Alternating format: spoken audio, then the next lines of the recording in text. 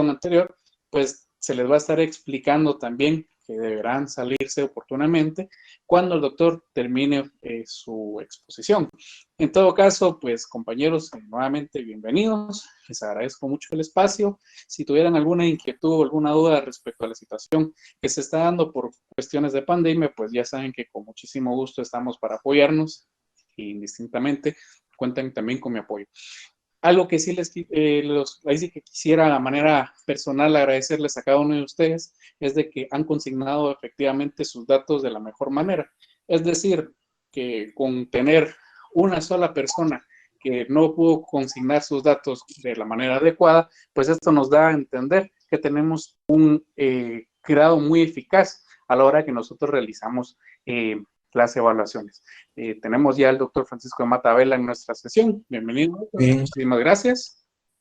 Muchísimas gracias, muchas gracias, doctor Mejía, gracias al licenciado Hernández. Vamos inmediatamente a retomar la exposición que dejamos pendiente antes del feriado en relación a los elementos del delito. Tenemos pues un compromiso y vamos a tratar de terminar la sesión de hoy a las 7:30. Es decir, para ir de manera muy coordinada con los compañeros de la sesión que acabamos de finalizar. Bien, entonces estábamos viendo los elementos que conforman o construyen la acción delictiva. Y hasta antes del feriado habíamos hablado de dos elementos. De la acción o conducta humana, primer elemento que tenía como elemento negativo la falta de acción y que lo explicamos ampliamente con todas sus características, y luego que esa acción para que fuera delictiva tenía que ser típica. Y entonces llegaba la tipicidad como segundo elemento. Porque una acción o conducta humana que no fuera típica, que no tuviera un tipo que la contenga descrita como delito por parte del Estado, no es delictiva. Y les decía yo en aquella oportunidad, nadar o bailar son conductas humanas, pero no son típicas, que tienen un tipo. Obviamente delictiva tiene que ser típica. La tipicidad como segundo elemento positivo, que tenía a su vez el elemento negativo que era la ausencia de tipo, la falta de tipo. Hasta ahí estábamos y habíamos explicado ampliamente cada uno de esos elementos positivos y negativos. Ahora bien, el tercer elemento. Una acción o conducta humana para que sea delictiva no basta con que sea típica. No basta con que sea típica. Tiene que ser típicamente antijurídica. Y esta situación es la que plantea la antijuricidad como tercer elemento del delito. No basta que la acción o conducta humana sea típica, estoy diciendo. La conducta humana tiene que ser típica, y ahí aparece la antijuricidad como tercer elemento del delito. E inmediatamente tenemos el elemento negativo de la antijuricidad. Y el elemento negativo son las causas de justificación. Causas de justificación. Ahora, ¿qué es entonces la antijuridicidad? Antijuridicidad llaman algunos y otros le llaman antijuridicidad. La antijuridicidad o antijuridicidad realmente es el choque entre la conducta humana y la descripción abstracta que hace la ley en el tipo penal como delito. En otras palabras, es el choque entre la conducta de la persona, la conducta humana, y la norma penal del Estado. Eso es, digamos, lo que plantea la antijuridicidad o antijuridicidad. Esa posición que se da entre la conducta humana y la norma. La norma dice, comete el delito de homicidio quien diere muerte a una persona. El sujeto que realiza esa conducta, lo que hace es encuadrar su conducta humana al molde abstracto que describe la ley como delito. Y entre eso se da una relación de causalidad. Está en el artículo 10 que el resultado es producto de la acción, es consecuencia directa de la acción o conducta humana, y frente a esa situación, lo que se está dando es un proceso típicamente antijurídico en la norma. Hay un choque, hay una contradicción entre la conducta que realiza y la norma que describe la ley. Eso se llama antijuricidad o antijuridicidad. Ahora bien, esa conducta humana, esa contradicción entre la conducta concreta y un orden jurídico previamente establecido, en un momento determinado puede verse justificada. Y es cuando aparece el elemento, si en un momento dado se justifica, aparece el elemento negativo que son las causas de justificación. Y las causas de justificación son aquellas, entonces, que tienen la virtud, llamémosle así, o el privilegio, de convertir una conducta antijurídica o una conducta que es totalmente contraria a la ley penal en jurídicamente válida para eximir o liberar de responsabilidad penal. Si son causas de justificación que contiene el artículo 24 del Código Penal, tenemos que son la legítima defensa, el estado de necesidad y el legítimo ejercicio de un derecho. Estas causas de justificación, insisto o repito, son las que eximen de responsabilidad penal porque hacen desaparecer la antijuridicidad del acto del sujeto activo. ¿Cómo explicarlo? Para ilustrarlo y que ustedes puedan entenderlo de manera muy sencilla, muy fácil. Les comentaba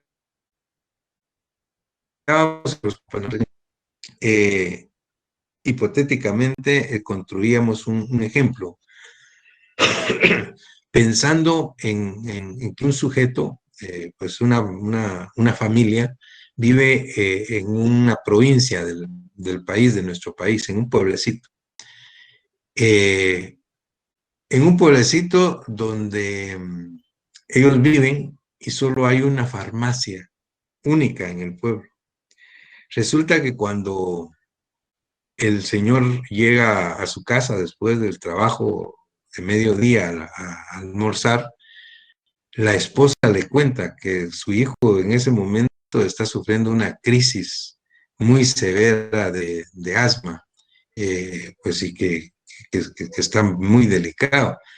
Y una crisis que en un momento dado puede pues, ser hasta mortal, pero que desafortunadamente ella le cuenta a su esposo, fíjate que se terminó la medicina, aquí está y ya no hay absolutamente nada. El señor ante eso sale corriendo para la farmacia, pero cuando llega a la farmacia son las 12:30 y está cerrada la farmacia. Porque el farmacéutico se fue a almorzar, almuerza de 12 a 2. Dios mío, ¿qué hago? Dice él. La próxima farmacia está en el pueblo más cercano, a hora y media.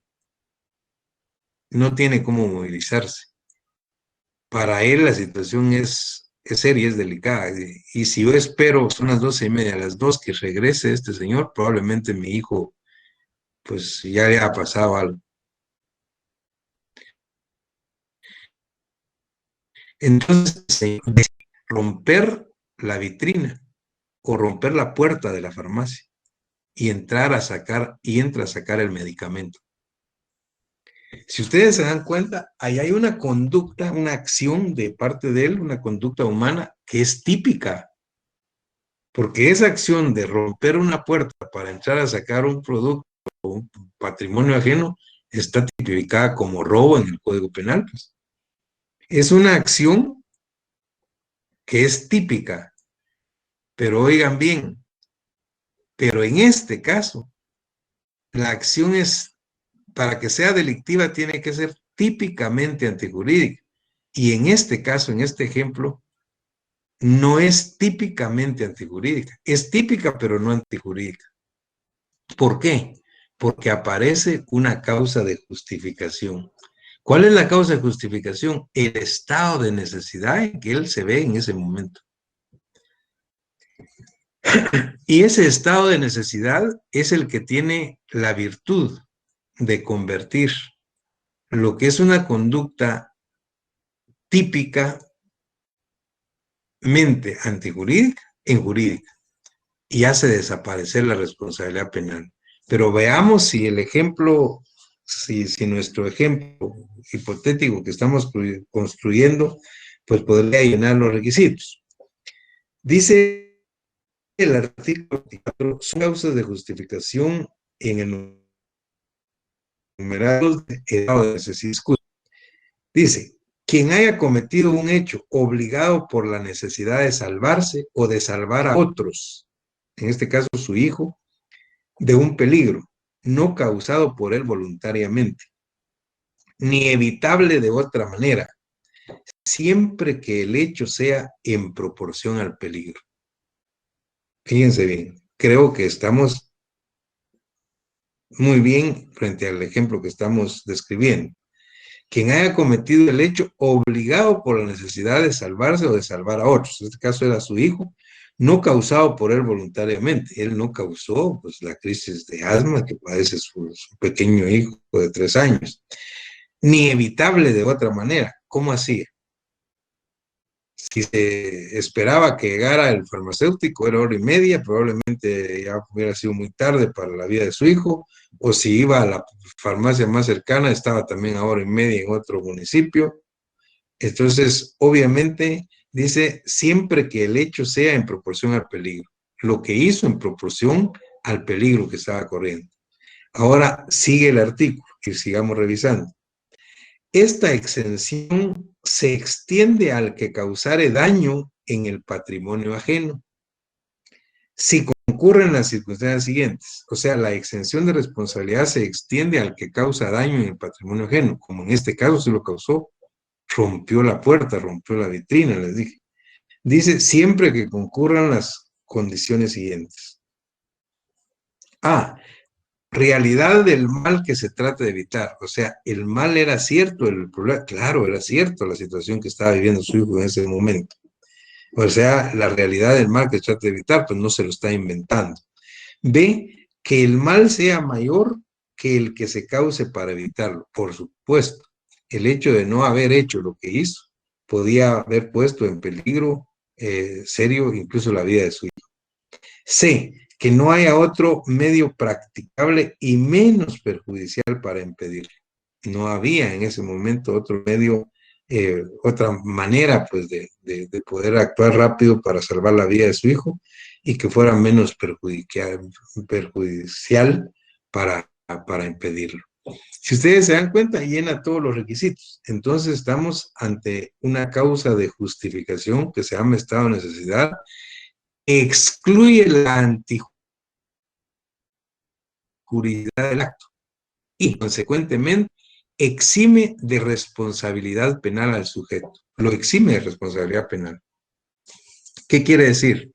Que por esa conducta que él realizó, que es típica, pero que no fue antijurídica por la causa de justificación de estado de necesidad, él no tiene responsabilidad penal.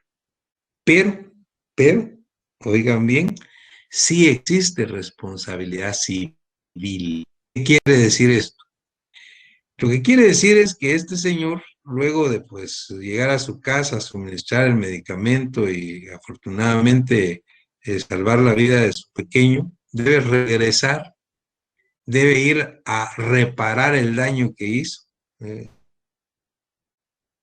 decir, romper la puerta, romper el candado, lo fuera, y a pagar la medicina que se llevó. O sea, él está exento de responsabilidad penal, pero no exento de responsabilidad civil. Después de todo, él regresará a reparar el daño que hizo y a pagar pues el medicamento que se llevó. Muy bien. Yo les comentaba, tomando el mismo ejemplo, ¿qué pasa o qué pasaría si este sujeto, ya que está adentro de la farmacia y que consigue el medicamento, dice, bueno, ya que estoy acá, también me llevo de paso este perfumito? Eso no está, pero ya que estoy acá y lo veo, me lo llevo. No, ahí desaparece el estado de necesidad. Porque la medicina estaba para su hijo totalmente justificada. Pero si él, dentro de la circunstancia, de la situación, se lleva un perfume, esto, ahí no hay estado de necesidad. Ahí estamos frente a una conducta humana que es típicamente antijurídica de un delito de robo. Con esto, pues, les queda a ustedes muy claro qué es la antijuridicidad, ¿ya? Y cómo actúan o cómo operan las causas de justificación, que son el elemento negativo. Bien, en el artículo 24 les comentaba que el Código Penal nuestro habla de la legítima defensa. Es la causa de justificación. Y dice, quien obra en defensa de su persona, bienes, derechos, o en defensa de la persona, bienes o derechos de otra, siempre que concurran las circunstancias. O sea, actúa en legítima defensa, eso quiero decir, que dice el código, quien obra en defensa de su persona, quien actúa para defenderse o en defensa de otra persona, o de bienes o derechos de otra persona, siempre que concurran tres requisitos que son incluyentes, o sea que deben darse los tres. Primero, una agresión ilegítima. Es decir, que el que se defiende haya recibido de parte del ofensor una agresión ilegítima. Segundo, necesidad racional del medio empleado para impedirla o repelerla. Que haya relación racional entre la manera que se defendió de la agresión ilegítima. No necesariamente quiere decir que si me agreden con un palo, yo tengo que defenderme con un palo. Si me agreden con una piedra, yo tengo que defenderme con una piedra. Si me agreden con un cuchillo, yo me defiendo con un cuchillo. No, no necesariamente así. Pero debe haber necesidad racional del medio empleado. Debe haber una racionalidad.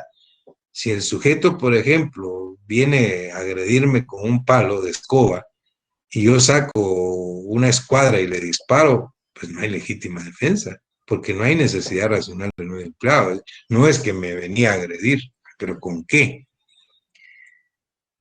Insisto, no se necesita que sea exactamente la misma arma con la que se agrede que con la que se defiende, pero debe haber racionalidad en ese medio empleado.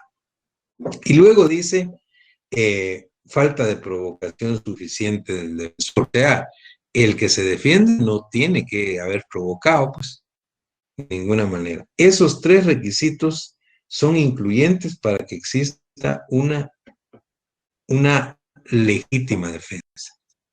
Luego, oigan lo que dice el código.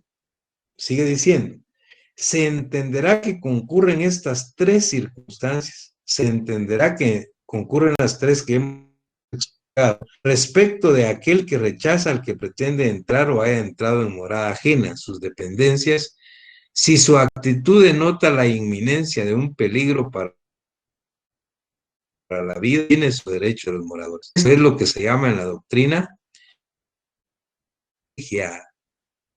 ¿Por qué legítima defensa privilegiada? Porque no se necesita, dice, en este caso, que se den la agresión ilegítima, la necesidad racional del medio empleado y la falta de provocación. No se necesita. Yo les planteaba un ejemplo, también coloquialmente hablando a los compañeros. El sujeto que, una persona, una familia que vive en una zona considerada roja, por ejemplo, mucha violencia, mucha delincuencia.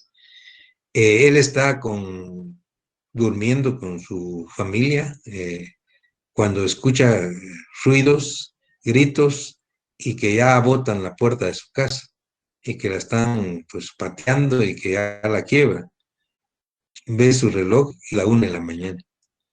Él adormitado, pues no haya qué hacer y ante la posibilidad de que se entren a su casa, él toma un rifle que tiene ahí y dispara. Luego se da cuenta de que a quien le disparó fue un sujeto vecino que venía borracho y que pensó que esa era su casa, tan borracho que venía, y que le habían cerrado la puerta, por ejemplo, y quería entrarse. No tenía ni siquiera arma. Pero eso podría dar lugar a lo que denominamos una legítima defensa privilegiada. El que rechaza, dadas las circunstancias que rechaza, se entenderá que concurren esas tres circunstancias respecto al que rechaza al que pretende entrar o haya entrado en morada ajena o sus dependencias. Si su actitud denota inherencia de un peligro para la vida, tiene sus derechos de los moradores, como en este caso. Eso se llama legítima defensa privilegiada. Incluso la doctrina habla de una legítima defensa putativa. La legítima defensa putativa es aquella en que un sujeto se defiende de una agresión ilegítima contra su persona que solo existe en su mente. Él cree que está siendo agredido y en ese momento, ante esa situación, él responde, pero realmente no está siendo agredido. Esto es, en nuestro código, está como un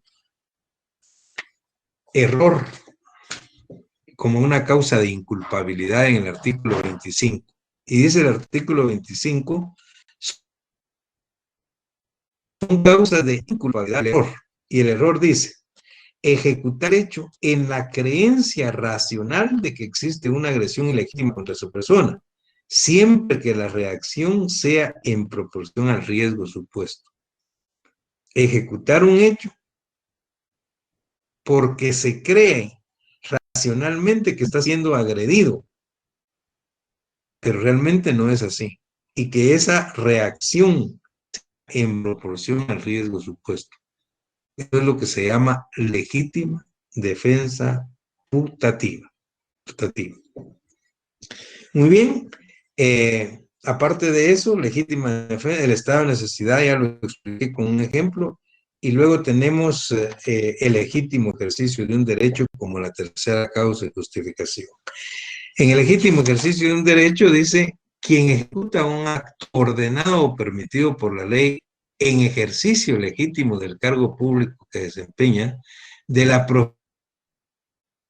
autoridad que ejerce o de la ayuda que preste al legítimo ejercicio de un derecho, por ejemplo, se da mucho en la práctica médico-quirúrgica. El médico cirujano que después de tomar todas las medidas técnicas científicas prudentes en el tratamiento de un paciente o en la intervención a un paciente causa un daño, una lesión o en peligro la vida del paciente o incluso hasta podría ser la muerte. Obviamente ahí habría que ver que hay una conducta humana que podría ser típica, pero no es antijurídica porque él está actuando en el legítimo ejercicio de un derecho, pues, poniendo toda la diligencia, ya en ejercicio legítimo pues de la profesión a la que él se dedica. Entonces,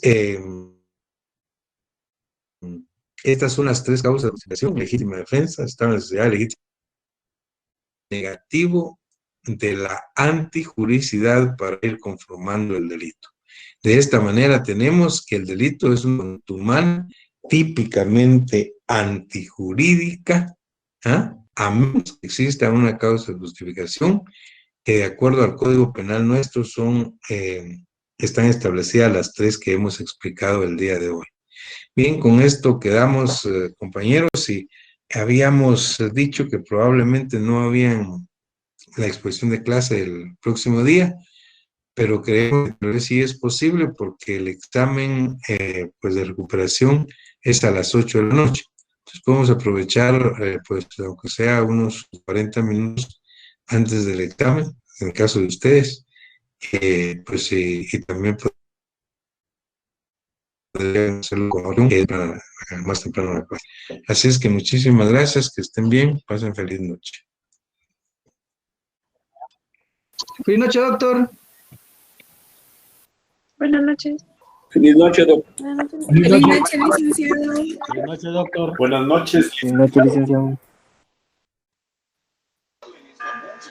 Feliz noche, doctor.